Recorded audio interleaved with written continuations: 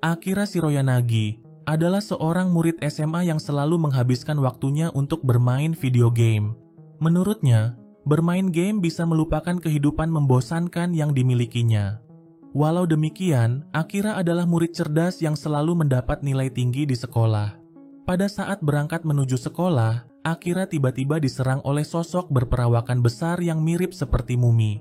Di saat itu juga, insting menyelamatkan dirinya pun aktif seketika. Ia berusaha tenang dan menganggap situasi ini sama seperti di dalam game yang sering ia mainkan. Akira lalu memancing sosok besar itu menuju sebuah gedung terbengkalai. Sesampainya di sana, ia segera memasang sebuah perangkap untuk menjebaknya. Akan tetapi, jebakan yang dibuatnya masih belum bisa menghentikan sosok besar itu. Ketika makhluk besar itu melompat dan hendak menerjangnya, Akira langsung menghujamkan sebuah tongkat besi ke tubuhnya. Serangan itu akhirnya berhasil menewaskan dan mengalahkan sosok besar itu. Kemudian secara tiba-tiba, seorang wanita muncul di belakang Akira dan sangat terkesan dengan Akira yang bisa mengalahkan makhluk peliharaannya. Tapi ia mengatakan kalau pertarungan masih belum berakhir. Wanita itu kemudian langsung menyerang Akira sampai membuatnya terluka sangat parah. Beberapa waktu kemudian, Akira terbangun dengan keadaan baik-baik saja. Ia mendapati dirinya sedang berada di sebuah lobi yang dipenuhi oleh banyak orang. Kedua tangan mereka juga sudah diborgol. Sesaat kemudian, wanita yang menyerang Akira sebelumnya muncul di tempat itu dan memperkenalkan dirinya sebagai navigator bagi mereka semua. Ia bernama Mion. Mion lalu menjelaskan kalau mereka semua telah dipilih untuk sebuah proyek dan semua data serta informasi mengenai mereka sudah dihapus. Itu artinya, di luar sana mereka sudah dianggap tidak pernah ada. Seorang pria yang tidak menghiraukan penjelasan itu kemudian meminta agar mereka segera dibebaskan. Di saat itu juga, Mion kemudian langsung menghabisi pria itu menggunakan tangannya yang diubah menjadi meriam.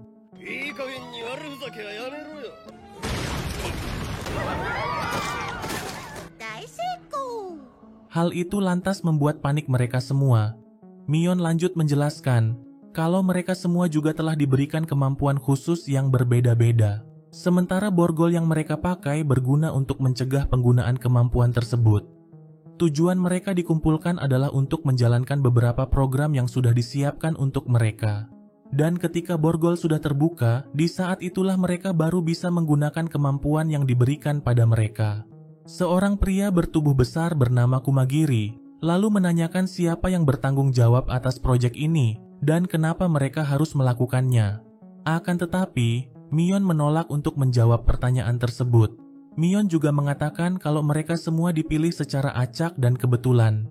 Setelah menjelaskan semuanya, Mion lalu memberitahukan bahwa program pertama akan segera dimulai, yang mana mereka akan bertarung 1 lawan 1. Tapi sebelum itu, mereka dibawa ke kamar masing-masing untuk mempelajari kekuatan yang diberikan pada mereka. Saat masuk ke dalam kamarnya, Akira mendapati sebuah surat yang berisikan rincian kemampuan yang didapatnya. Di saat membacanya, ia pun sangat terkejut dan juga kebingungan, karena dirinya sama sekali tak mengetahui bagaimana caranya menggunakan kemampuan tersebut. Ia lalu coba memikirkan cara untuk menghadapi lawannya menggunakan kemampuan itu. Sesaat kemudian, program yang pertama akhirnya dimulai, dan yang menjadi lawan bagi Akira adalah seorang pemuda yang bernama Kirisaki. Kirisaki lantas menyarankan Akira untuk menyerah jika tidak mau terluka, tapi Akira yang tak gentar langsung menolaknya mentah-mentah. Ketika borgol mereka dibuka, Kirisaki kemudian langsung mengubah tongkat kayu yang ada di tangannya menjadi sebuah pedang. Ia lalu menyerang Akira secara bertubi-tubi, sementara Akira hanya bisa menghindar dan kabur menuju ruangan lain untuk bersembunyi. Namun, tak butuh waktu lama bagi Kirisaki untuk menemukannya. Kirisaki lantas berpikir kalau dirinya sudah pasti akan menang. Akan tetapi, Akira berdalih kalau dirinya kabur karena tak ingin menggunakan kemampuannya sebab kemampuan yang dimilikinya terlalu berbahaya. Walau demikian, Kirisaki tak peduli dan tetap ingin menyerangnya. Tapi ketika Akira mengangkat salah satu tangannya, Kirisaki langsung membayangkan kemampuan Mion yang bisa mengubah tangannya menjadi meriam. Di saat itu juga, tangan Akira tiba-tiba berubah menjadi meriam dan langsung menembaknya, yang kemudian membuat Kirisaki terpental dan terluka cukup parah.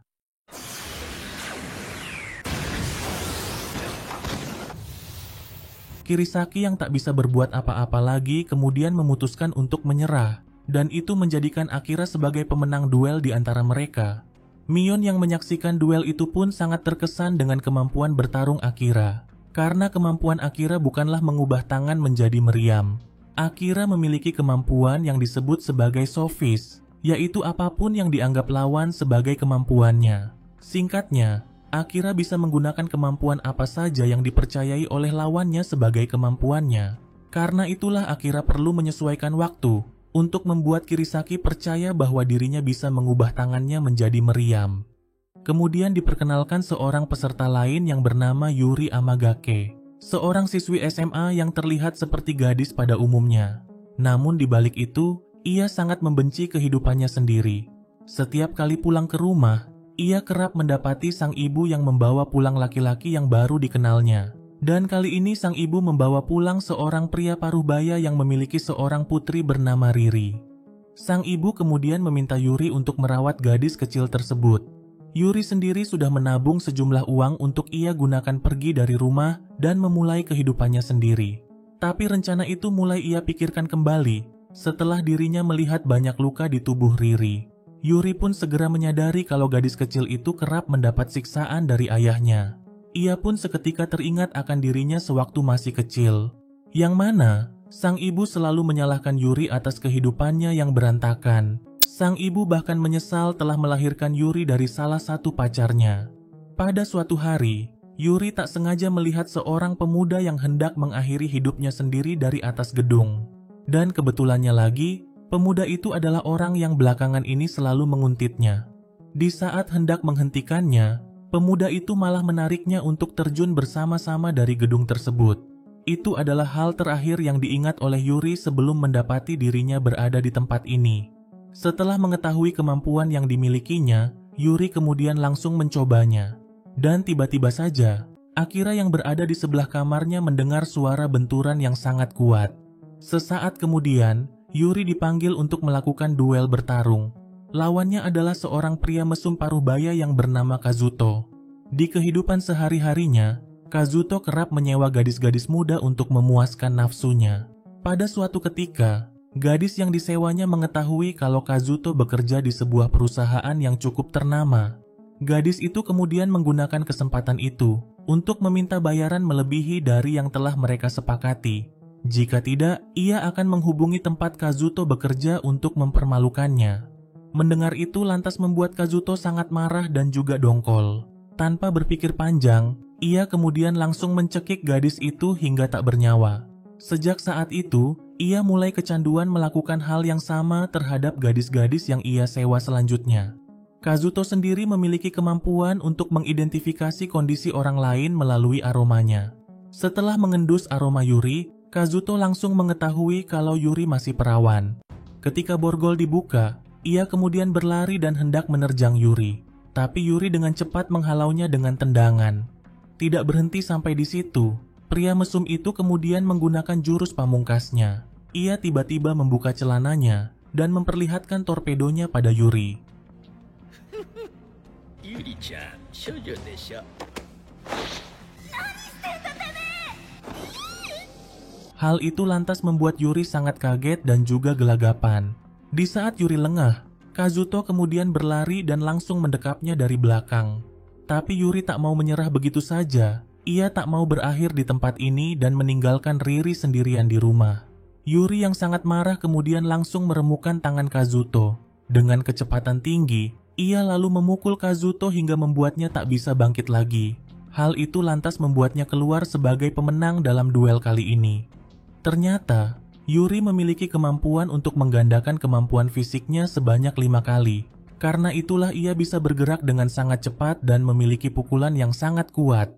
Beberapa saat kemudian, Akira dibawa ke sebuah ruangan untuk mengikuti program yang kedua. Di sana, ia sudah ditunggu oleh Yuri dan 3 orang lainnya. Mion lalu menjelaskan kalau program yang kedua adalah pertempuran tim 5 lawan 5. Yang mana masing-masing dari mereka akan melakukan duel 1 lawan 1 melawan anggota tim lain. Untuk bisa memenangkan pertarungan kali ini, Akira lantas berpikir kalau mereka perlu mengungkapkan kemampuan mereka masing-masing. Namun, ia sedikit ragu untuk memberitahukan kemampuan yang dimilikinya, karena mungkin saja mereka yang ada di sini akan menjadi lawannya di program selanjutnya. Salah satu dari mereka yang bernama Sawatari, lalu secara tiba-tiba memperkenalkan dirinya. Ia juga memberitahukan kemampuannya yang bisa mengubah kancing menjadi seutas tali, sebuah kemampuan yang tidak terlalu berguna dalam pertarungan. Sama seperti Sawatari, Yuri dan Kirisaki juga memberitahukan kemampuan yang mereka miliki. Sementara Kumagiri mengaku bahwa dirinya memiliki kemampuan untuk menjadi kebal selama 2 detik. Walau demikian, Kumagiri sama sekali tak berniat untuk menggunakan kemampuannya.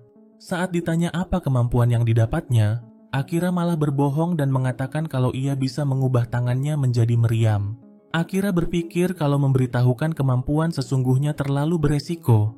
Jikapun harus mengungkapkannya, ia harus memilih orang yang benar-benar bisa dipercaya untuk bekerja sama. Setelah perkenalan singkat itu, mereka semua lalu dibawa menuju sebuah arena untuk bertarung melawan tim yang lain. Mion lalu menjelaskan kalau tim pemenang ditentukan dengan jumlah kemenangan terbanyak.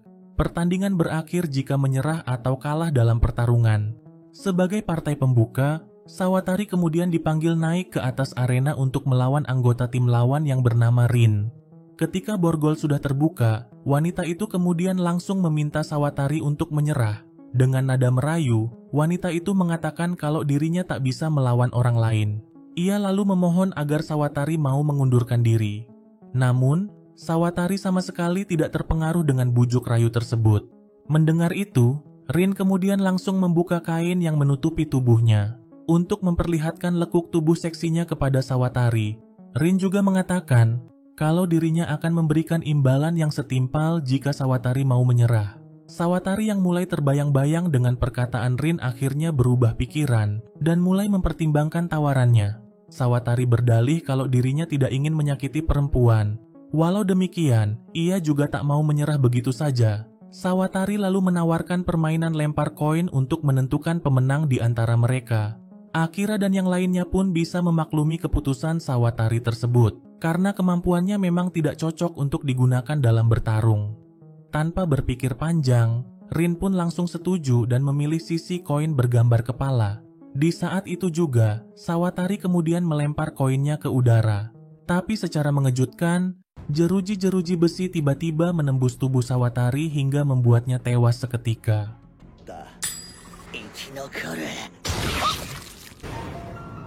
Hal itu lantas sangat mengejutkan mereka semua, karena Rin sama sekali tidak melakukan pergerakan.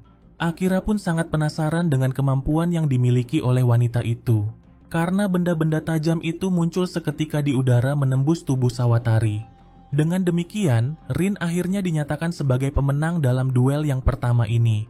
Setelah itu, kini giliran Kumagiri yang dipanggil naik ke atas ring untuk menghadapi seorang gadis bernama Tatara. Melihat ketenangan gadis itu, Kumagiri lantas berpikir kalau dia pasti memiliki kemampuan yang cukup hebat.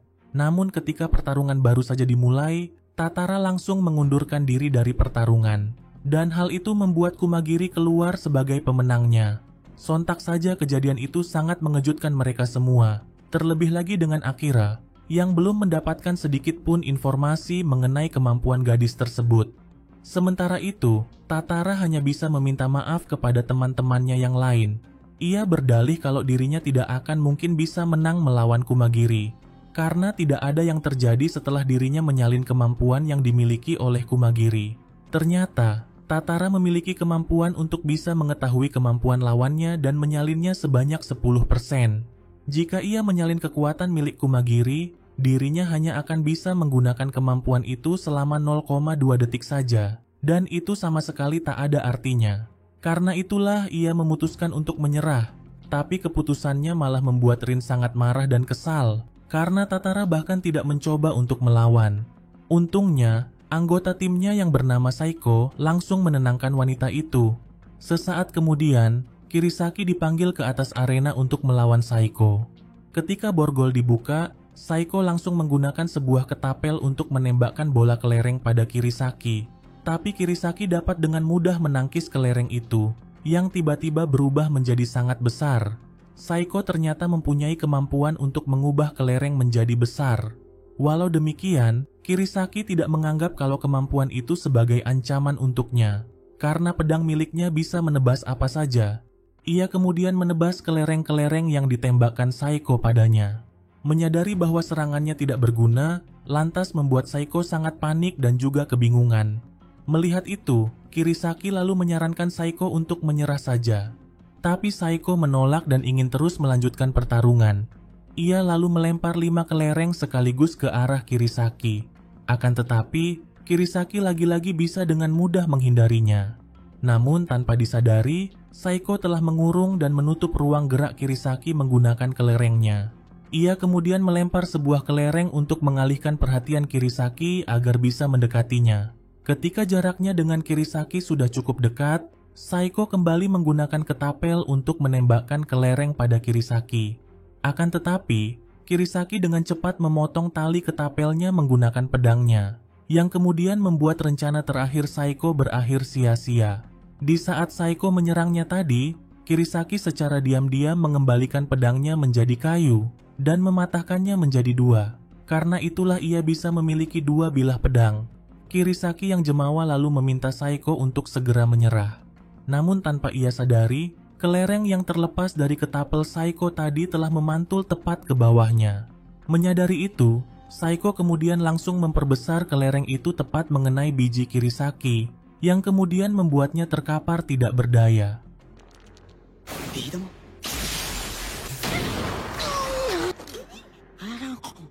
Dengan demikian, Saeko pun dinyatakan sebagai pemenang dalam pertarungan kali ini. Setelah itu, kini giliran Akira yang dipanggil ke atas ring untuk menghadapi Koji. Di sini, Akira masih sedikit kebingungan karena ia tak tahu bagaimana menggunakan kemampuannya pada lawan yang baru ditemuinya. Tak ada pilihan lagi, Akira kemudian mulai memprovokasi Kirisaki atas kekalahannya. Setelah itu, ia melakukan gestur seakan hendak menyerang Kirisaki. Imajinasi Kirisaki akhirnya berhasil membuat Akira mengubah tangannya menjadi meriam. Hal itu kemudian membuat Kirisaki sangat marah dan kesal. Kini mereka semua telah melihat kemampuan Akira yang bisa mengubah tangannya menjadi meriam. Melihat kekuatan semacam itu, lantas membuat Koji sangat ketakutan. Terlebih lagi di saat Akira mulai membidiknya. Tapi anehnya, peluru meriam yang ditembakkan oleh Akira malah menghilang begitu saja.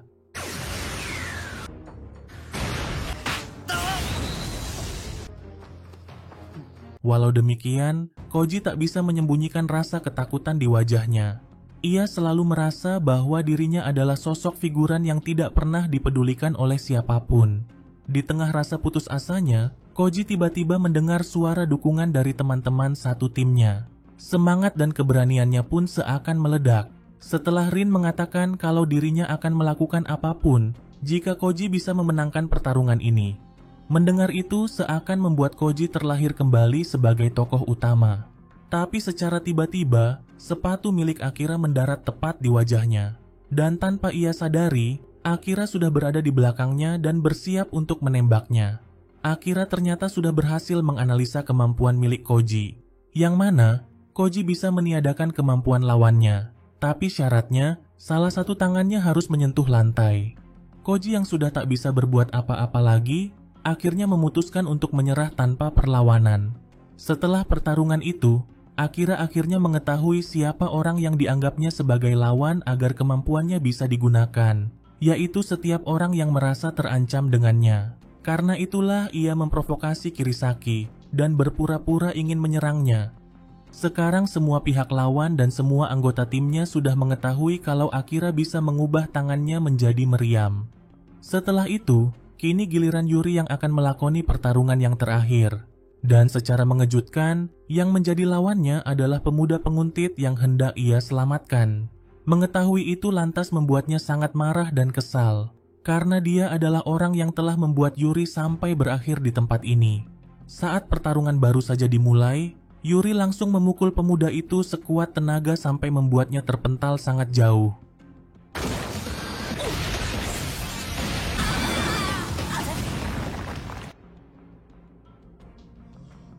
Pertarungan yang sangat singkat itu akhirnya dimenangkan oleh Yuri. Setelah melihat pertarungan itu, Akira pun sangat yakin kalau Yuri adalah orang yang terkuat di antara mereka semua. Kemenangan itu lantas menjadikan tim Akira keluar sebagai pemenang dalam program yang kedua ini. Sebelum melanjutkan ke program yang ketiga, Mion lalu mengatakan kalau tim yang kalah akan menjalani hukuman terlebih dahulu. Akira dan timnya lalu dibawa menuju suatu tempat dengan mata tertutup. Hal itu lantas membuat Akira khawatir akan apa yang terjadi pada mereka selanjutnya. Namun tanpa diduga, mereka malah dibawa ke sebuah tempat yang mirip seperti restoran mewah. Sebagai tim pemenang, Akira dan yang lainnya kemudian dijamu dengan makanan lezat layaknya tamu istimewa. Sementara tim yang kalah menjadi pelayan bagi mereka. Ini adalah hadiah bagi pemenang dan hukuman bagi yang kalah. Melihat tangan Yuri yang sedikit memar, Akira lalu membalutnya menggunakan sapu tangan miliknya. Beberapa saat kemudian, Mion mengumumkan kalau program yang ketiga akan segera dimulai. Kedua tim lalu diperintahkan untuk memasuki dua pintu yang berbeda. Di dalamnya, mereka kembali dihadapkan pada 5 pintu lorong yang berbeda. Masing-masing dari mereka lalu diminta untuk memilih satu pintu lorong yang akan dimasuki. Itu artinya, kebersamaan mereka akan segera berakhir di sini. Setelah Kirisaki dan Kumagiri pergi, kini giliran Akira dan Yuri yang akan menentukan jalan mereka. Tapi sebelum itu, Yuri hendak mengembalikan sapu tangan milik Akira. Namun Akira langsung menolaknya dan meminta Yuri untuk mengembalikannya saat mereka bertemu kembali. Ia juga meminta Yuri untuk menjaga dirinya. Kata-kata itu lantas membuat Yuri tersipu malu. Mereka berdua lalu masuk ke dalam pintu lorong yang telah mereka pilih. Saat masuk ke dalam, Akira diberikan satu buah ponsel yang sudah berisikan 100 poin. Dan ia hanya perlu mengumpulkan 1000 poin untuk menyelesaikan program yang ketiga ini. Akira lalu segera keluar dari tempat itu. Ia pun sangat terkejut mendapati dirinya sudah berada di luar. Mion menjelaskan kalau Akira akan mendapatkan 10 poin jika bisa mengalahkan setiap orang yang berada di zona A, tempatnya berada saat ini. Akira yang merasa bahwa dirinya berada dalam bahaya, kemudian segera berlari ke dalam hutan untuk mencari perlindungan. Namun secara tiba-tiba, ia langsung dihadang oleh seorang pemuda. Tapi anehnya, pemuda bernama Saito itu mengatakan kalau ia sama sekali tidak ingin bertarung. Tujuannya menghadang Akira adalah untuk merekrutnya masuk ke dalam timnya. Di tengah pembicaraan mereka, Yuri yang sedang dikejar oleh 4 orang pria tiba-tiba mendatangi mereka. Keempat pria itu ternyata berasal dari tim merah. Sama seperti Saito, mereka juga ingin merekrut Yuri dan membawanya pada bos mereka. Tapi dengan cara yang berbeda dengan yang dilakukan oleh Saito. Mereka lalu meminta Saito untuk menyerahkan Yuri dan Akira. Tapi Saito menolak dan lebih memilih untuk bertarung. Ia kemudian mengubah sebuah ranting di tangannya menjadi sebuah busur yang dapat menembakkan anak panah yang tidak terbatas. Tidak mau kalah, salah satu dari mereka lalu mengubah tangannya menjadi meriam. Kemampuan yang sama seperti yang digunakan oleh Akira. Melihat itu, Akira lalu mengatakan kalau ia juga memiliki kemampuan yang sama. Sontak saja hal itu membuat mereka berempat sangat terkejut dan percaya begitu saja. Alhasil, Akira bisa mengubah tangannya menjadi meriam dan langsung menembak mereka. Mereka kemudian menggunakan kesempatan itu untuk segera pergi dari sana. Setelah berterima kasih dan memperkenalkan dirinya, Saito menjelaskan kalau program yang ketiga ini terdiri dari beberapa tim, dan ia sendiri berasal dari tim hijau. Sementara tim merah yang baru mereka hadapi adalah kumpulan orang-orang yang sangat berbahaya. Mereka dipimpin oleh sepasang bersaudara yang sangat licik. Saito kemudian membawa mereka berdua ke markas tim hijau. Sebuah benteng yang dihuni oleh banyak orang layaknya sebuah desa. Akira dan Yuri pun sangat takjub melihat seisi tempat itu. Semua orang saling bahu-membahu bekerja sama untuk bertahan hidup. Pemandangan itu lantas membuat Akira sangat kebingungan. Karena program ini jauh berbeda dari 2 program sebelumnya. Setelah itu, Saito lalu membawa mereka berdua menemui pemimpin tim hijau yang bernama Shirasagi. Shirasagi kemudian langsung berterima kasih atas bantuan mereka pada Saito. Setelah mengetahui kemampuan Akira, Shirasagi sangat senang jika Akira mau bergabung bersama mereka, karena mereka saat ini membutuhkan orang berkemampuan kuat seperti Akira. Saito dan Shirasagi pun dibuat sangat terkejut di saat Yuri memberitahukan kemampuan yang dimilikinya, karena faktanya, kemampuan milik Yuri adalah kemampuan yang sangat langka dan bahkan lebih kuat daripada meriam. Shirasagi pun tak bisa menyembunyikan kebahagiaannya atas kehadiran mereka berdua. Shirasagi lalu menjelaskan keadaan mereka saat ini. Kunci dari program yang ketiga ini adalah mendapatkan poin dari berbagai misi yang diselenggarakan oleh panitia. Nantinya, poin-poin itu bisa mereka tukarkan dengan berbagai hal lain, seperti bahan pangan dan juga obat-obatan. Mereka juga bisa menukarnya untuk mendapatkan informasi. Intinya, program yang ketiga ini adalah bertahan hidup sembari menjalankan misi sampai poin terkumpul. Saat dirinya masuk ke sini, Shirasagi hanya menemukan beberapa tim kecil yang bergerak tanpa adanya konflik pembagian poin. Namun pada suatu ketika, salah satu tim berkembang cepat menjadi puluhan anggota. Lalu terdengar kabar bahwa tim besar itu mulai menculik orang-orang untuk tujuan yang tidak berkaitan dengan misi di program ketiga ini. Dan tim besar itu adalah tim merah yang hendak menculik Yuri. Shirasagi mengatakan kalau tim merah sama sekali tak berniat mengumpulkan poin untuk lanjut ke program selanjutnya. Tapi mereka berniat untuk tinggal di sini dan menguasai orang-orang yang berkemampuan lemah. Tim merah saat ini telah menguasai banyak orang yang tak berdaya dan memperbudak mereka. Shirasagi tidak ingin membiarkan kekejaman mereka terus berlanjut. Karena itulah ia membangun benteng ini agar bisa melindungi orang-orang yang tidak berdaya dari cengkraman tim merah. Selain tim merah dan hijau, terdapat satu tim lagi yang mempunyai gaya dan tujuan sendiri. Mereka menyatakan posisi netral dan tidak ingin terlibat dengan masalah tim merah dan hijau. Orang-orang yang ada di sana disebut sebagai tim biru. Cepat atau lambat, tim hijau pasti akan bentrok melawan tim merah. Shirasagi pun sangat berharap agar Yuri dan Akira mau ikut bertarung bersama mereka. Setelah mendengar semua kekejaman tim merah, Yuri dengan lantang mengatakan kalau dirinya bersedia untuk bertarung. Begitu juga dengan Akira, yang mengatakan bahwa dirinya juga akan ikut bertarung.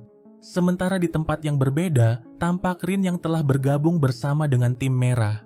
Sesaat kemudian, 4 orang anggota tim merah yang menyerang Yuri sebelumnya, melaporkan kemampuan yang dimiliki oleh Akira pada pemimpin mereka yang bernama Ogami.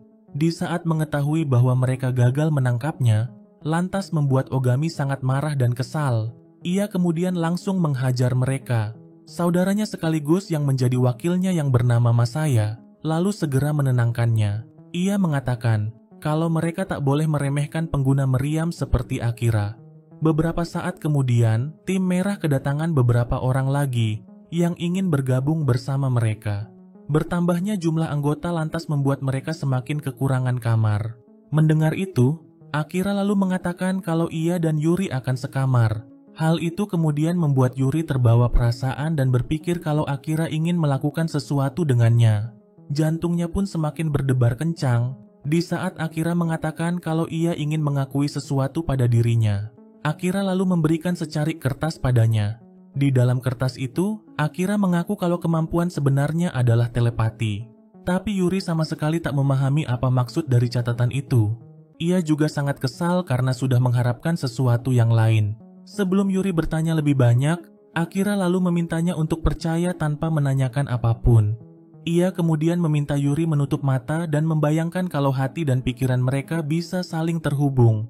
Yuri pun menuruti apa yang dikatakannya. Dan secara mengejutkan, ia bisa mendengar suara Akira di dalam pikirannya. Yuri juga bisa melakukan hal yang sama pada Akira. Kini mereka berdua bisa berbicara dari hati ke hati tanpa bersuara. Akira melakukan ini karena khawatir kalau kamar mereka telah disadap. Akira yakin kalau Shirasagi masih mengawasi mereka sampai dia benar-benar percaya pada mereka berdua. Dan itu adalah hal yang wajar dilakukan oleh seorang pemimpin untuk melindungi tempat ini. Apalagi setelah mengetahui kemampuan hebat yang mereka miliki. Akira lalu meminta Yuri agar tidak memberitahukan kemampuannya ini kepada siapapun. Setelah menceritakan mengenai kehidupan pribadi masing-masing, Akira lalu meminta Yuri untuk bekerja sama dari mulai sekarang. Ia juga berjanji akan membawa Yuri keluar dari tempat ini, selama mereka bisa saling mempercayai satu sama lain. Setelah itu, ia lalu memberitahukan kemampuannya yang sebenarnya, tapi mendengar itu malah membuat Yuri sangat kebingungan. Pada waktu yang bersamaan, Mion mengumumkan pada mereka semua bahwa besok pagi akan diadakan misi pembantaian ghoul dalam jumlah yang besar. Mereka lalu diminta datang ke zona D dan mempersiapkan diri pada malam ini. Pengumuman mengenai misi itu juga disampaikan kepada tim merah dan biru. Pada keesokan harinya, Shirasagi mempersiapkan sejumlah orang untuk menjalankan misi yang diberikan oleh Mion. Ia juga membagi mereka menjadi beberapa tim, dan ini adalah misi perdana bagi Yuri dan Akira. Sementara itu, tampak Kirisaki yang telah bergabung bersama dengan tim biru. Berbeda dari dua tim lainnya, pemimpin tim biru sama sekali tidak berniat untuk mengikuti misi kali ini. Tak lama kemudian, tim hijau akhirnya sampai di zona D, tempat di mana misi akan diadakan. Mereka kemudian langsung disambut oleh Mion. Seperti yang sudah dijelaskan, puluhan ghoul tiba-tiba mulai berdatangan. Makhluk yang sama seperti yang menyerang Akira sebelum dibawa ke tempat ini. Misi dinyatakan selesai jika semua ghoul berhasil dibunuh. Peserta yang membunuh satu ghoul akan mendapatkan sebanyak 30 poin, dan para peserta dilarang untuk saling menyerang. Ketika misi dimulai, para ghoul itu kemudian langsung menyerang mereka. Akan tetapi, Shirasagi dan para ketua tim dapat dengan mudah membunuh makhluk itu. Beberapa dari mereka bahkan memiliki kemampuan yang cukup hebat, seperti Ueno yang bisa mengeraskan badannya seperti baja, dan juga Suster Fukuju yang bisa menggunakan boneka santet, serta Shiro yang mempunyai kemampuan untuk berteleportasi. Tak mau berdiam diri, Akira juga ikut membantu melawan para ghoul itu. Ia sudah memperkirakan kalau Shirasagi adalah orang yang sangat waspada. Karena itulah Shirasagi membawa orang-orang kepercayaannya untuk mengawasi mereka berdua. Dengan kata lain, para ketua tim yang dibawa oleh Shirasagi memiliki alasan untuk menganggap Akira sebagai lawan. Karena itulah Akira bisa menggunakan kemampuannya untuk mengubah tangannya menjadi meriam. Kini dirinya bisa bertarung dengan mengganti lawan yang ingin dihadapinya. Sesaat kemudian, tim merah juga datang ke tempat itu dengan membawa beberapa budak tawanan mereka. Masaya kemudian menggunakan kemampuannya untuk memaksa para tawanan yang mereka bawa untuk melawan para ghoul itu. Shirasagi melihat kalau para tawanan itu tak bisa melawan dan malah terbunuh begitu saja. Ia pun menyadari kalau para tawanan itu telah dipaksa bertarung agar ia dan timnya tidak lari. Tim merah tidak ingin repot-repot bertarung melawan para ghoul. Karena itulah Mayasa memaksa tawanan mereka untuk melawan makhluk itu. Menggunakan kemampuannya yang bisa memaksa orang lain yang memiliki hutang padanya untuk melakukan apa saja. Dan tindakannya tidak dianggap oleh Mion sebagai pelanggaran. Shirasagi yang tidak tega meninggalkan orang-orang tak berdaya dibantai begitu saja, kemudian memutuskan untuk menyelamatkan mereka. Akira lalu dengan cepat menyelamatkan Saiko yang ada di antara para tawanan itu. Untuk membuat pertarungan lebih menantang, Mion lalu mengeluarkan satu monster ghoul yang berukuran sangat besar.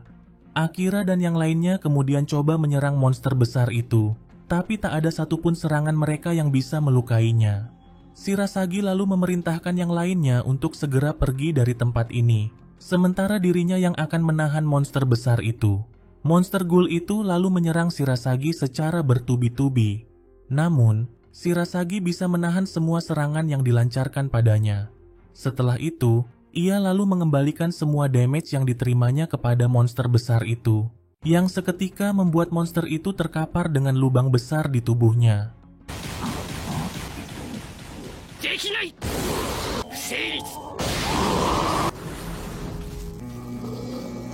Ternyata, Shirasagi mempunyai kemampuan yang disebut sebagai mediator, yaitu kemampuan untuk melakukan negosiasi damai dengan pihak lawan.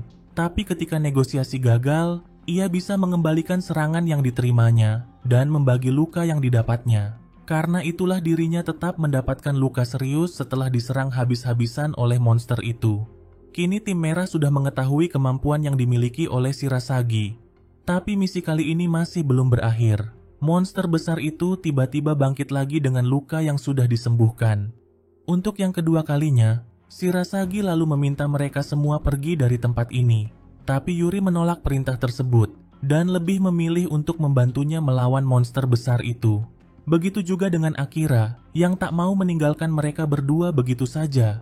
Akira ternyata sudah mempunyai rencana untuk mengalahkan monster itu. Ia dan Yuri lalu memancing monster itu ke sebuah tempat yang tak bisa dilihat oleh tim merah. Tapi rencana itu malah membuat Akira terpojok. Di saat monster itu hendak menyerangnya, Akira lalu meminta Yuri untuk melakukan sesuatu. Dan secara mengejutkan, Akira bisa menghindari serangan monster itu. Ia lalu menembak kepala monster itu menggunakan meriamnya dari jarak yang dekat. Akan tetapi, tembakan meriamnya masih belum mampu untuk membunuh monster itu. Di saat monster besar itu ingin kembali menyerang mereka, Ogami secara tiba-tiba datang dan langsung memukul kepala monster itu sampai terlepas dari tubuhnya. Melihat banyaknya orang tidak berdaya menjadi korban, lantas membuat Yuri sangat marah. Ia lalu menyerang Ogami dan memintanya untuk bertanggung jawab. Namun, pria besar itu sama sekali bukan tandingan baginya. Sebelum keadaan semakin memanas, Mion lalu datang untuk menghentikan mereka. Dan untuk menyelesaikan masalah di antara kedua belah pihak, Mion lantas mengumumkan akan mengadakan misi besar untuk tim merah dan hijau. Ia menyebutnya sebagai misi berburu raja. Peraturannya cukup sederhana, yang mana pemenangnya adalah tim yang bisa memburu ketua tim lawan. Selain itu, mereka juga harus merebut gawai milik lawan dengan cara apapun, lalu menghubungkannya dengan gawai milik masing-masing. Dan mereka akan mendapatkan poin jika berhasil melakukannya. Mion sendiri akan terlibat dalam misi kali ini, yang mana ia akan memudahkan tim mana saja untuk menemukan ketua tim lawan, atau menyalakan borgol agar kemampuan lawan tak bisa digunakan. Intinya, dalam misi kali ini mereka bisa saling menghabisi satu sama lain, sekaligus untuk mengakhiri perselisihan di antara kedua tim selama ini. Setelah mendengar semua itu, tim merah pun langsung setuju untuk ikut dalam misi, selama mereka diizinkan untuk membantai semua tim hijau. Mendengar itu lantas membuat Shirasagi sangat marah, karena tim hijau terdiri dari banyak lansia dan juga anak-anak. Tapi Mion sudah memutuskan kalau misi ini akan segera diadakan dalam waktu 7 hari lagi. Jika Shirasagi menolak untuk ikut, ia akan mengizinkan tim merah untuk menyerang mereka bertiga sekarang juga. Setelah itu, Shirasagi dan Akira kembali ke benteng, seraya membawa para tawanan yang terluka akibat melawan ghoul sebelumnya. Sebelum mengumumkan misi baru kepada semua orang di benteng, Shirasagi mengajak Akira untuk berbicara empat mata. Ia lalu menanyakan apa kemampuan Akira yang sebenarnya, karena Akira seharusnya sudah remuk ketika diserang oleh monster ghoul sebelumnya. Tapi entah bagaimana, Akira bisa menghindar dan melakukan serangan balik. Akira lalu membenarkan kalau kemampuannya memang bukan meriam, tapi hanya itu yang bisa ia katakan. Akira tak bisa mengungkapkan kemampuannya demi menjaga keselamatannya. Namun di samping semua itu, Akira sangat yakin bisa mengalahkan tim merah menggunakan kemampuan miliknya. Sementara di dalam hutan, Kumagiri menghajar mata-mata dari tim merah yang hendak melukai seorang gadis dari tim hijau yang sedang mencari kayu bakar. Sebagai ungkapan terima kasihnya, gadis itu lalu membawa Kumagiri ke markas tim hijau. Kumagiri pun dipertemukan kembali dengan Yuri dan Akira. Mereka lalu memperkenalkannya kepada semua orang yang ada di benteng. Pada waktu yang bersamaan, Mion mengumumkan pada mereka semua mengenai misi yang akan diadakan dalam 7 hari lagi. Shirasagi lalu mengatakan pada semua anggota timnya bahwa ini adalah kesempatan mereka untuk bisa mengalahkan Ogami dan antek-anteknya. Setelah mendengar pengumuman itu, Tatara lalu mendatangi Akira untuk berterima kasih karena sudah menyelamatkan dirinya. Selain itu, ia juga hendak membicarakan sesuatu dengannya. Ternyata, Tatara sudah mengenal Akira sebelumnya melalui sebuah game daring yang selalu ia mainkan. Walaupun dirinya cukup hebat dalam permainan itu, tapi ia selalu kalah di saat melawan Akira yang kebetulan memainkan game yang sama. Sejak saat itu, ia mulai mengikuti Akira. Dan pada akhirnya, ia berhasil mengetahui identitas Akira dari sebuah majalah gaming. Dengan perasaan yang sangat gugup, Tatara lalu berkata bahwa ia mengetahui kemampuan milik Akira yang sebenarnya, karena ia sendiri memiliki kemampuan yang bisa melihat kemampuan milik orang lain. Mendengar itu, Akira lalu segera membawanya ke kamar untuk berbicara empat mata. Dan secara kebetulan hal itu dilihat oleh Yuri. Saat ditanya apa tujuannya, Tatara mengatakan kalau ia hanya ingin menjadi rekan bagi Akira, karena kemampuannya yang bisa menyalin 10% kemampuan lawan tidak terlalu berguna. Tatara juga mengaku kalau ia sudah mengetahui semua kemampuan anggota tim merah. Sementara itu, orang yang dihajar oleh Kumagiri sebelumnya telah kembali ke markas tim merah.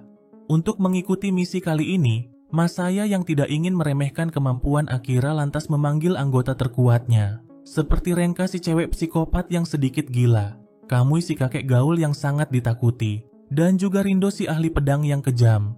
Sesaat kemudian, orang yang dihajar Kumagiri sebelumnya melaporkan pada Masaya bahwa ia telah mendengar informasi mengenai Akira di saat melawan monster ghoul sebelumnya, yang mana Akira harusnya tewas pada saat itu.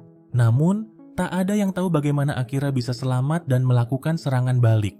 Informasi itu lantas membuat Masaya kembali bertanya-tanya apa kemampuan Akira sebenarnya. Ia pun sangat yakin kalau meriam milik Akira hanyalah sebuah tipuan, dan Akira sebenarnya memiliki kemampuan lain yang disembunyikannya. Sementara di tempat yang berbeda, Akira membawa Yuri ke dalam hutan untuk mencoba meniru kemampuan Yuri yang bisa menggandakan kekuatannya. Akan tetapi, tubuh Akira sama sekali tidak bisa mengendalikan kekuatan sebesar itu. Seluruh tubuhnya bahkan sampai gemetaran. Di sini akhirnya terungkap kalau Akira bisa selamat dari serangan monster ghoul sebelumnya berkat meniru kemampuan teleportasi milik Shiro. Ia pun berusaha mencari kemampuan yang cocok digunakan untuk melawan tim merah nanti. Akira lalu meminta Yuri untuk membayangkannya berubah menjadi siapa saja yang ada di pikirannya. Dan secara mengejutkan, Akira bisa berubah menjadi Tatara, orang yang ada di pikiran Yuri saat ini. Akira pun langsung memahami kenapa Yuri memikirkan Tatara. Ia lalu menjelaskan pembicaraannya dengan Tatara kemarin. Akira memberitahukan kalau Tatara sudah mengetahui kemampuan miliknya. Karena itulah ia tak bisa menolak untuk bekerja sama dengannya. Dari sana, mereka berdua lalu pergi menemui pemimpin tim biru yang bernama Omoto. Tujuan kedatangan mereka adalah untuk meminta tim biru ikut serta dalam misi kali ini. Tapi sama seperti sebelumnya, tim biru sama sekali tidak ingin terlibat konflik dengan tim yang lain. Untuk mengubah pikiran mereka, Akira lalu menawarkan 500 poin untuk satu perangkat gawai yang bisa mereka ambil dari tim merah.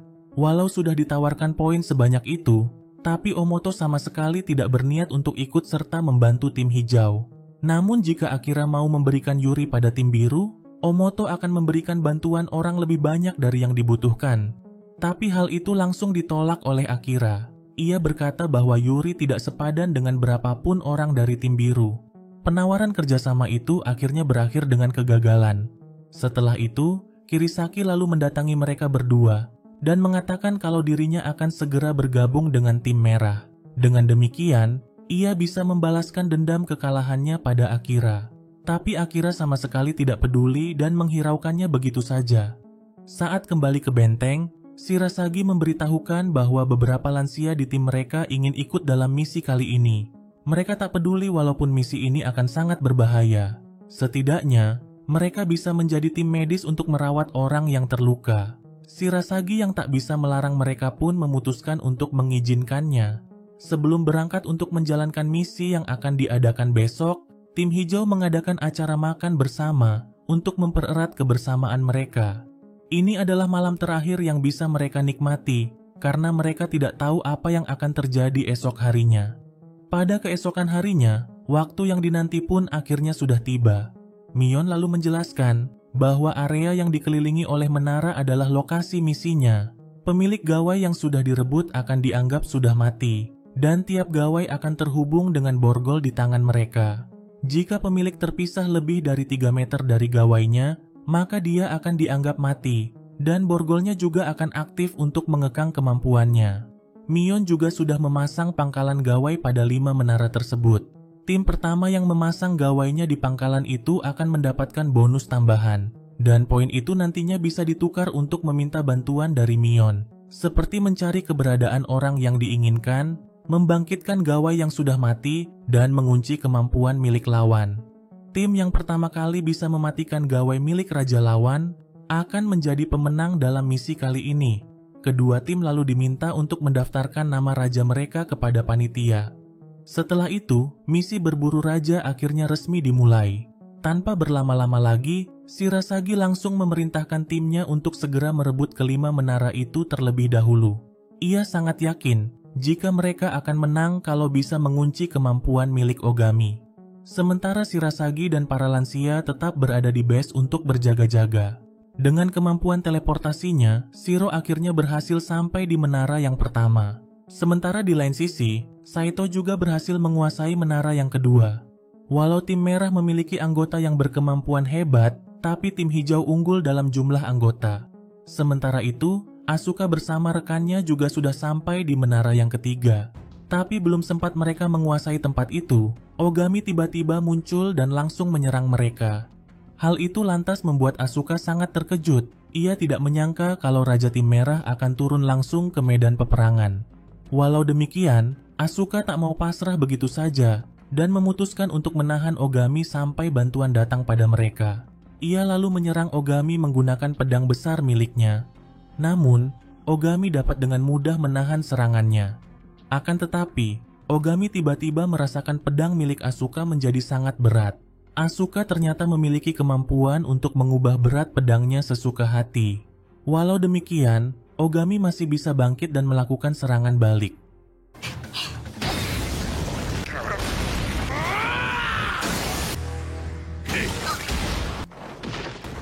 Ia juga melukai tangan Asuka dan memaksanya untuk kembali bertarung. Mengetahui bahwa Ogami turun langsung ke medan pertempuran, lantas membuat Shirasagi sangat terkejut. Ia pun merasa kalau mereka sudah dijebak. Setelah mengetahui bahwa Asuka berada dalam bahaya, Saito bersama rekannya lalu segera pergi ke sana untuk membantunya.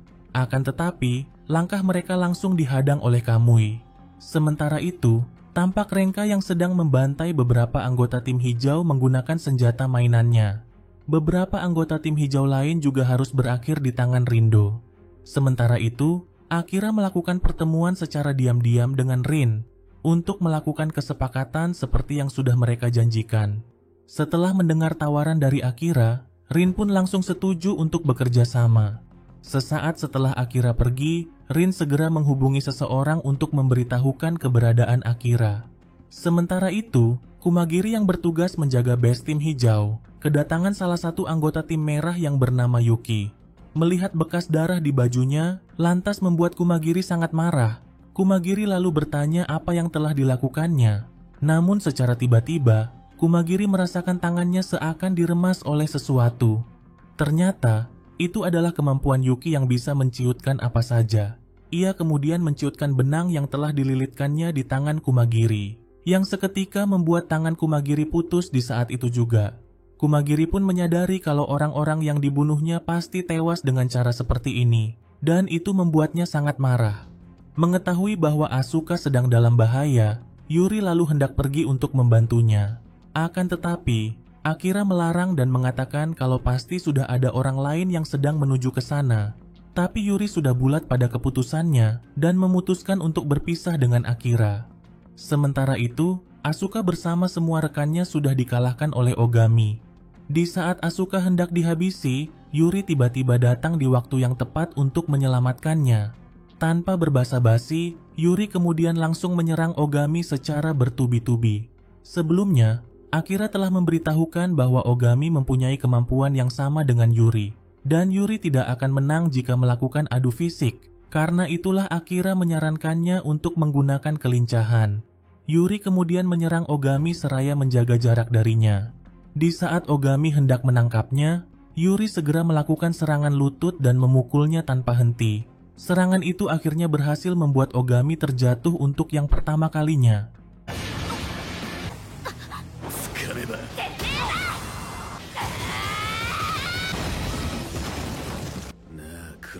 Akan tetapi, hal itu malah membuat Ogami semakin bersemangat untuk bertarung. Sementara itu, terlihat Masaya yang berada di suatu tempat sedang mengatur semua rencana tim merah. Di lain sisi, Shirasagi telah berhasil menangkap seorang mata-mata tim merah yang menyamar menjadi salah satu tawanan yang mereka selamatkan. Dan semua itu berkat kemampuan milik Tatara. Akira telah memintanya untuk mencari tahu siapa dari tawanan itu yang berbohong akan kemampuannya. Setelah Tatara membujuknya berkali-kali, mata-mata yang mereka tangkap akhirnya mau berbicara. Namun ketika Tatara berpaling sebentar darinya, pria itu sudah tewas dengan bersimbah darah. Di waktu yang bersamaan, Shirasagi juga mendapat kabar yang sangat mengejutkan, yang mana tim merah sudah mengetahui lokasi keberadaan base mereka. Shirasagi pun segera menyadari bahwa masih ada mata-mata lain di antara mereka saat ini. Dan ternyata, mata-matanya adalah nenek lansia yang selama ini bersama mereka. Di sisi lain, Akira yang sedang mencari keberadaan Masaya tiba-tiba dihadang oleh Kirisaki. Kirisaki yang sudah menantikan momen ini kemudian langsung menyerangnya. Di tengah pertarungan mereka, Rindo tiba-tiba muncul di tempat itu. Kirisaki yang merasa terganggu dengan kehadirannya lalu memintanya untuk segera pergi. Tapi Rindo menolak dan mengatakan akan menghabisi mereka berdua. Tidak ada pilihan lagi, Kirisaki lalu meminta Akira untuk gencatan senjata sementara. Mereka akan kembali bertarung setelah berhasil membunuh Rindo. Ternyata, orang yang dihubungi oleh Rin sebelumnya adalah Rindo. Di waktu yang bersamaan, Akira juga menghubungi Kirisaki dan menantangnya untuk bertarung. Ini adalah rencana cadangan Akira setelah berpisah dari Yuri. Akira tak bisa menggunakan kemampuannya pada orang yang baru ditemuinya. Karena itulah ia membutuhkan Kirisaki untuk menggunakan kemampuannya jika bertemu dengan orang-orang dari tim merah. Awalnya, Kirisaki berpikir kalau kemampuannya sama dengan Rindo. Tapi hanya dengan sekali tebasan pedangnya, Rindo bisa dengan mudah memotong beberapa batang pohon. Akira pun langsung menyadari kalau Rindo bisa menciptakan tebasan yang tidak terlihat. Walau demikian, Kirisaki tak gentar dan dengan percaya diri beradu pedang dengannya. Di tengah pertarungan mereka, Akira muncul dari belakang dan langsung menembaknya dengan meriam. Tapi Rindo masih bisa menghalau tembakan meriamnya dan menyerang balik Akira. Di saat Rindo merasa bahwa dirinya sudah menang, ia tak menyadari bahwa serpihan pohon yang ditembak oleh Akira sudah berhamburan di atas kepalanya. Sebelum menembak Rindo, Akira ternyata menembak sebuah pohon terlebih dulu untuk menciptakan serpihan kayu agar bisa digunakan oleh Kirisaki. Menyadari itu, Kirisaki dengan cepat mengubah serpihan kayu itu menjadi pedang dan langsung menggunakannya untuk menyerang Rindo. Rindo yang tak sempat menghindar pun akhirnya tewas seketika. Sementara di tempat yang berbeda, Renka berhasil menyapu bersih semua anggota tim hijau yang bersama dengan Suster Fukuju. Suster Fukuju lalu menggunakan sisa tenaganya untuk menyantet gadis itu. Akan tetapi, Renka bisa bangkit lagi dan seolah tidak ada yang terjadi padanya. Ketika ia hendak menghabisi Suster Fukuju, Rin tiba-tiba muncul di tempat itu untuk menghentikan aksinya. Renka yang sedari awal tidak menyukai kehadiran Rin di tim merah kemudian langsung menyerangnya. Serangan itu lantas membuat Rin terluka di beberapa bagian tubuhnya. Akan tetapi, ini masih permulaan bagi wanita itu. Ia kemudian mengibaskan darah yang keluar dari tangannya kepada Renka. Darah itu tiba-tiba berubah menjadi pedang yang seketika menembus tubuh Renka. Ini adalah kemampuan Rin yang bisa mengubah darahnya menjadi senjata. Walau demikian, Renka masih belum juga mati. Setelah mengikatnya pada sebuah pohon, Rin lalu berlari menuju semak belukar di sekitar tempat itu. Ia kemudian menghujamkan pedangnya pada sebuah kotak yang tersembunyi di sana, yang seketika membuat Renka tewas di saat itu juga. Renka yang dilawan oleh Rin ternyata hanyalah sebuah boneka mainan, sementara tubuh asli pengendalinya ada di dalam kotak itu. Setelah membunuh pria itu, Rin juga menghabisi budak yang diperintahkan untuk menjaga kotak tersebut. Sebelumnya, Rin telah sepakat untuk membunuh salah satu petinggi tim merah. Dengan demikian, Akira akan mengakuinya sebagai mata-mata tim hijau jika menang. Itu artinya, ia akan selamat siapapun tim yang menang dalam pertempuran ini. Sementara itu, Yuki masih terus menyerang Kumagiri menggunakan kemampuannya. Dan kali ini ia membuat kaki Kumagiri sampai terluka cukup parah. Setelah itu, Yuki lalu mengincar leher Kumagiri untuk membunuhnya. Tapi untungnya, gadis yang pernah diselamatkan oleh Kumagiri tiba-tiba datang untuk menyelamatkannya. Yuki yang sangat marah kemudian menyerang gadis itu dengan sebuah pisau. Tapi Kumagiri dengan cepat langsung menjadikan dirinya sebagai tameng untuk melindunginya. Kumagiri yang tak punya pilihan lagi, akhirnya memutuskan untuk menggunakan kemampuannya. Sekujur tubuhnya secara tiba-tiba dilapisi oleh armor baja yang tidak bisa ditembus oleh apapun. Setelah itu, ia kemudian menghabisi Yuki hanya dalam waktu kurang dari 2 detik. Di tempat yang berbeda, Saito yang sudah terluka masih berjuang mati-matian menghadapi Kamui. Walau tahu bahwa dirinya tak bisa menang melawan kakek tua itu, tapi Saito tak mau menyerah begitu saja.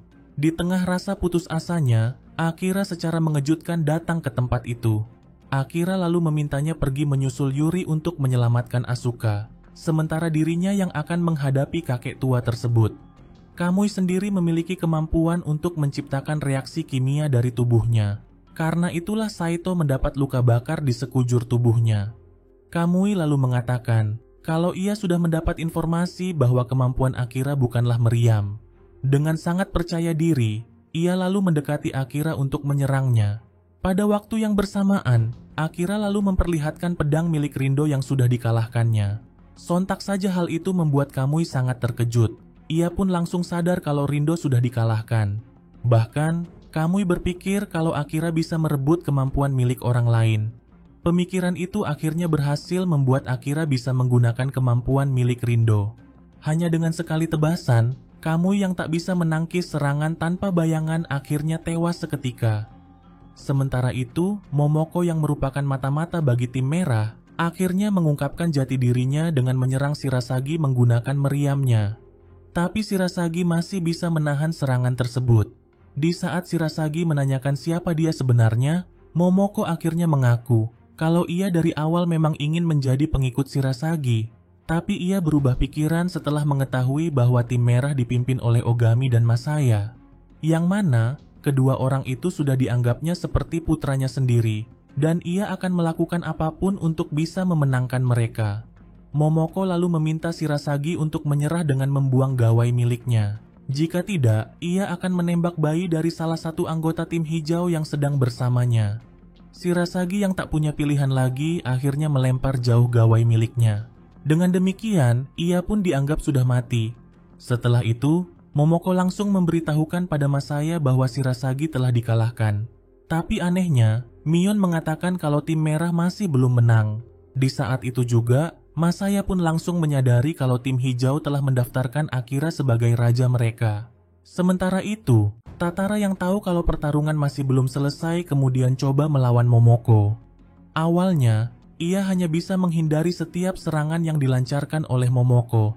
Selain itu, Tatara juga merasa ketakutan dan tak tahu harus berbuat apa.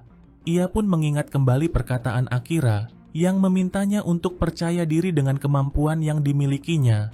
Tatara kemudian memberanikan diri dan coba meniru kemampuan milik Momoko. Walaupun kualitasnya tidak sebaik aslinya, tapi meriam milik Tatara membuat Momoko cukup kerepotan. Tatara lalu meminta Momoko untuk meletakkan bayi yang dibawanya ke tempat yang lebih aman. Dengan demikian, mereka bisa bertarung tanpa melukainya. Setelah itu, pertarungan yang cukup sengit pun terjadi di antara mereka. Tapi sialnya, nenek tua itu sudah ada di belakangnya dan langsung memukulnya. Momoko kemudian terus memukul Tatara sampai ia memberitahukan siapa raja tim hijau yang sebenarnya. Ketika Momoko hendak menghabisinya, Tatara langsung menembak tebing batu yang ada di belakang mereka. Ia lalu mengatakan kalau bayi itu lebih baik mati daripada jatuh ke tangan orang seperti Momoko. Momoko yang sangat panik kemudian segera menggali puing bebatuan itu untuk mencari bayi tersebut. Ia sama sekali tidak menyadari kalau Tatara sudah menipunya. Ketika ia berpaling, bayi itu sudah bersama dengan Tatara. Tatara yang tidak berniat membunuhnya lantas meminta Momoko untuk membuang jauh gawai miliknya. Walau demikian, Momoko masih ingin merebut bayi itu dari Tatara. Di saat Momoko hendak menyerangnya dari belakang, Tatara dengan cepat menembak tebing batu yang ada di belakangnya. Reruntuhan tebing batu itu kemudian menimpa Momoko hingga membuatnya tewas. Di lain sisi, Kumagiri dan Kirisaki sudah datang untuk membantu Yuri. Sementara di tempat yang berbeda, Akira akhirnya berhasil menemukan keberadaan Masaya. Berkat bantuan dari Mion setelah mereka berhasil mempertahankan satu menara. Dengan sangat percaya diri, Masaya yakin kalau Akira tidak akan bisa menang melawannya. Dengan liciknya, ia kemudian menjadikan para tawanannya untuk menghalau serangan Akira. Hal itu lantas membuat Akira cukup kebingungan untuk menghadapinya. Beberapa hari sebelumnya, Tatara telah memberitahukan kalau Masaya dan Ogami bekerja sama untuk menciptakan para budak. Pertama, ia dan beberapa tawanan lainnya dihadapkan pada Ogami yang seakan ingin membunuh mereka. Tapi Masaya segera datang untuk menghentikannya. Hal itu lantas membuat mereka percaya bahwa Masaya telah menyelamatkan mereka dari Ogami. Tapi hal itu malah memicu kemampuan Masaya untuk digunakan pada mereka semua. Yang mana mereka seakan berhutang pada Masaya, dan Masaya memiliki kemampuan untuk menagih paksa utang itu dari mereka dengan cara apapun. Kini Akira harus bertindak hati-hati agar tidak melukai orang yang tidak bersalah. Akira lalu mengatakan kalau tim merah merasa terlalu kuat dan telah meremehkan tim hijau. Sampai-sampai mereka tidak menyadari kalau Akira telah mengirim mata-matanya ke dalam tim merah. Namun, Masaya sama sekali tidak khawatir sekalipun ada mata-mata di dalam timnya. Masaya sudah mengetahui bahwa Akira membeberkan semua itu untuk mengulur waktu sampai Yuri berhasil mengalahkan Ogami. Ia dengan sengaja mengikuti rencana Akira untuk mengulur waktu, dan itu membuat Akira merasa tertolong karena ia menghentikan serangannya untuk sementara. Itu artinya, Akira kini memiliki hutang pada Masaya. Di saat itu juga, Akira langsung terjerat oleh kekuatan milik Masaya. Masaya kemudian mengekang pergerakan Akira dengan merantai kakinya. Walau demikian, Masaya tahu kalau Akira masih memiliki satu kemampuan lagi yang bisa digunakannya, yaitu kemampuan berteleportasi. Masaya percaya bahwa Akira bisa berteleportasi setelah ia mendapatkan informasi dari mata-mata mereka yang dihajar oleh Kumagiri sebelumnya. Di saat dirinya mulai terkepung, Akira kemudian berteleportasi untuk berpindah tempat. Akan tetapi, para tawanan Masaya dapat dengan mudah menangkap dirinya. Masaya lalu menikam Akira menggunakan sebuah pisau. Di saat Masaya berpikir bahwa dirinya sudah menang, Akira mengatakan kalau Masaya telah masuk ke dalam perangkapnya. Karena tujuannya dari awal bukanlah untuk mengulur waktu, tapi untuk membuat jarak mereka bisa sedekat ini. Ketika Masaya hendak kembali menyerangnya, Akira langsung meniru kemampuan milik Shirasagi untuk membalikan serangan Masaya. Hal itu lantas membuat Masaya terpental jauh dan terluka cukup parah. Sementara Akira hanya mendapat luka yang cukup ringan, karena ia menggunakan beberapa potong daging untuk melindungi perutnya. Semua orang yang ditawan oleh Masaya pun berhasil dibebaskan. Masaya yang tidak bisa berkutik lagi pun hanya bisa pasrah bahwa dirinya sudah dikalahkan. Akira mengatakan kalau Masaya sudah masuk ke dalam perangkapnya bahkan sebelum pertempuran ini dimulai. Karena faktanya, mata-mata yang kembali ke tim merah sebenarnya adalah Akira yang telah berubah wujud. Akira dengan sengaja menyebarkan informasi bahwa dirinya memiliki kemampuan yang lain, agar Masaya benar-benar percaya bahwa dirinya memiliki banyak kemampuan. Masaya yang sudah kalah telak akhirnya memberikan gawai miliknya pada Akira. Di saat-saat terakhirnya, Masaya kembali mengenang ketika dirinya dimasukkan ke panti asuhan sewaktu masih kecil. Dan Momoko adalah salah satu pengasuh di panti asuhan tersebut. Ia dan Ogami bertemu di panti asuhan itu dan mereka langsung menjadi teman baik. Tapi mereka tidak memiliki masa indah di tempat itu, karena nyatanya pemilik panti asuhan itu hanya menggunakan mereka untuk mendapatkan banyak uang sumbangan. Ia bahkan menganggap semua anak-anak di tempat itu sebagai sampah yang tidak berharga. Tidak jarang mereka mendapat siksaan yang sangat menyakitkan.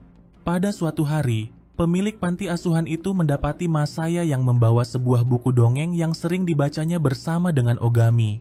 Buku yang menceritakan perjuangan seekor serangga membangun kerajaannya di dalam hutan. Ia kemudian menghancurkan buku itu dan terus memukul Masaya dan Ogami tanpa henti.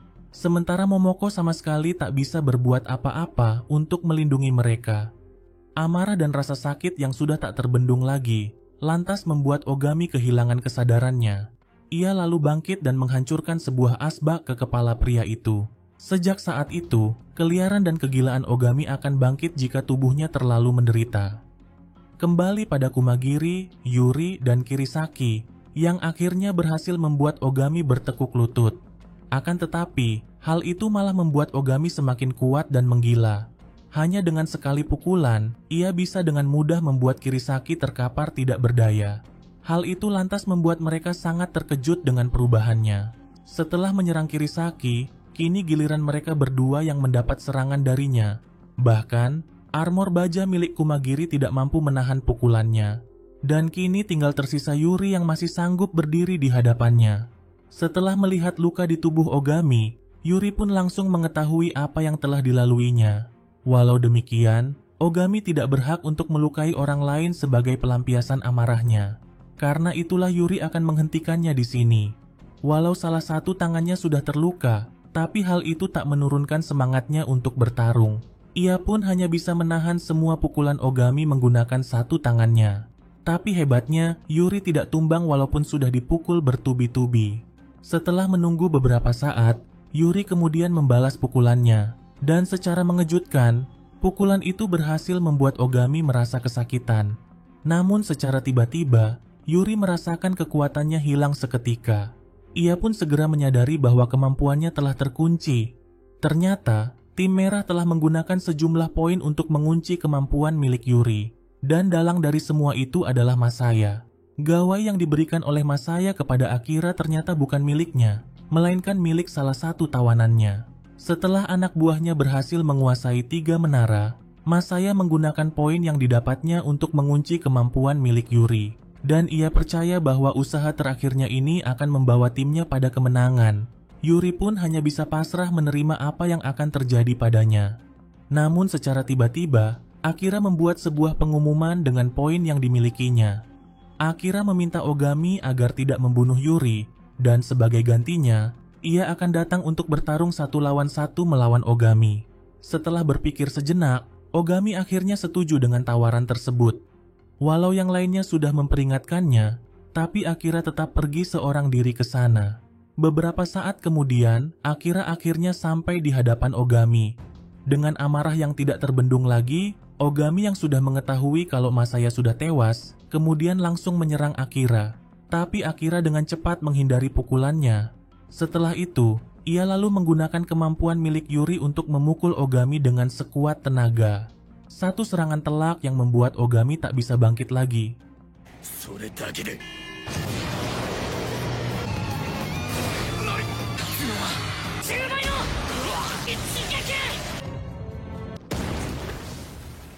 Sebelum misi ini dimulai, Akira ternyata sempat berlatih menggunakan kemampuan milik Yuri untuk berjaga-jaga. Dengan tewasnya Ogami, tim hijau lantas dinyatakan sebagai pemenang dalam misi kali ini. Semua anggota tim hijau pun tampak bahagia dengan kemenangan mereka. Ketika sedang membersihkan dirinya di sungai, Akira tiba-tiba didatangi oleh Omoto. Setelah melihat pertarungan tadi, Omoto mengaku sangat tertarik dengan kemampuan milik Akira.